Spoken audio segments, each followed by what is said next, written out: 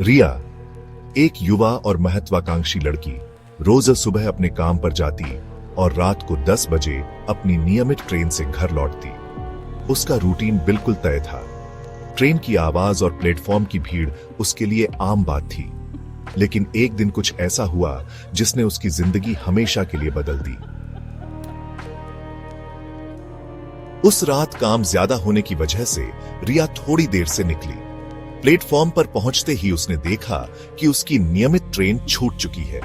घबराहट में उसने सामने खड़ी एक दूसरी ट्रेन देखी जो उसे उसके घर के रूट पर जाती हुई लगी। बिना ज्यादा सोचे समझे वह उस ट्रेन में चढ़ गई।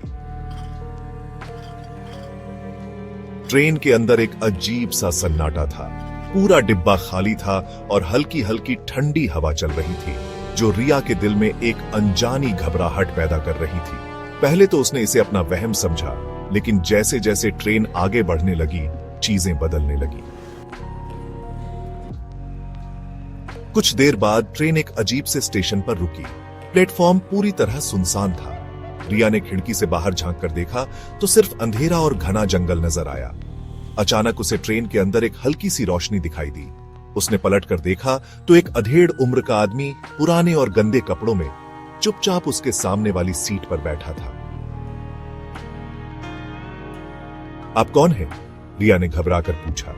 आदमी मुस्कुराया और धीरे से बोला, मैं वही हूं जिसे तुम रोज देखती हो लेकिन पहचानती नहीं। रिया का दिल तेजी से धड़कने लगा। उसने अपने फोन की टॉर्च जलाई और बाहर स्टेशन का नाम देखने की कोशिश की, लेकिन स्टेशन का नाम मिट चुका था और ट्रेन का माहौल और भी डरावना हो गया। ट्रेन फिर चल पड़ी और इस बार रिया को महसूस हुआ कि यह ट्रेन अब कहीं और जा रही है। खिड़की से बाहर के नजारे अचानक बदलने लगे। घना जंगल, वीरान रास्ते और बंजर जमीन। ऐसा लग रहा था जैसे ट्रेन उसे किसी अनजान और भयानक जगह ले जा रही हो।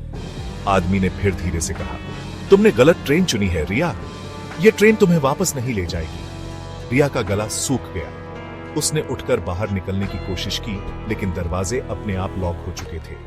ट्रेन की रफ्तार अब तेज हो गई थी और हर पल के साथ माहौल और डरावना हो रहा था। क्या रिया उस ट्रेन से बच पाई या वह हमेशा के लिए उस ट्रेन और उसकी रहस्यमयी दुनिया में खो गई?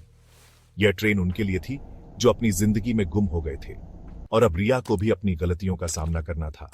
लेकिन क्या वह कभी लौट पाएगी?